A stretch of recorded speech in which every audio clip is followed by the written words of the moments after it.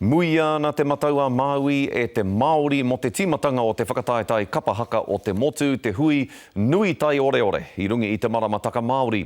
Ko Ngāti Kahungunu kei te manaaki i te kaupapa i tēnei tau, i hurihia e rātou te papatākaro o McLean Park i Ahuriri, hei marae ātea i te rānei, kia pai ai tā rātou pōhiri i ngā kapa whātakau mā whitu, ara mea rātou kaitau toko katoa ki te rohe o Ahuriri here taunga.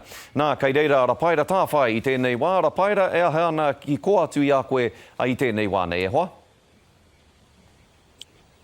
Ai, skori kātahi anō ka whakatauhia nā kapa e Ngāti Kahungunu mo tēnei te whakataetai nui o te matatini. Kua au atu i te toru te kautau e whakahaereti ana tēnei whakataetai i konei. Te whakaekenga o ngā matatini ki runga i te marae o te kahu o te Amorangi. Koinei ngā tino kapa o ngā kapa o te ao e whakaeke nei ki te mura o te ahi kia kitea ko wai te whakaihuaka. Ko rite te iwi, kei konei ngā kapa katoa, kei konei ngā kura katoa, ngā kaumātua i runga i te pai.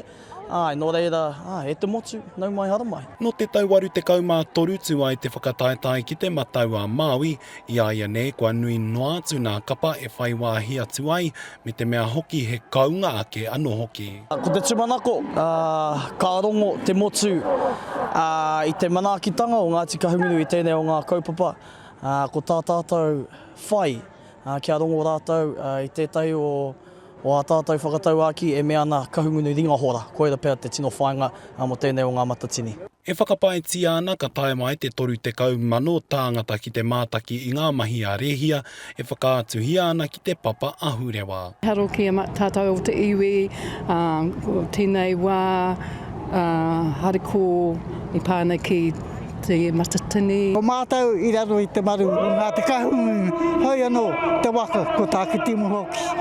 Nā reira, kei konei mātou ki te awhi, ia mātou anō. Kāre, kore he whakataetai nui te haere ake nei i enei rangi e whā e tū mai nei.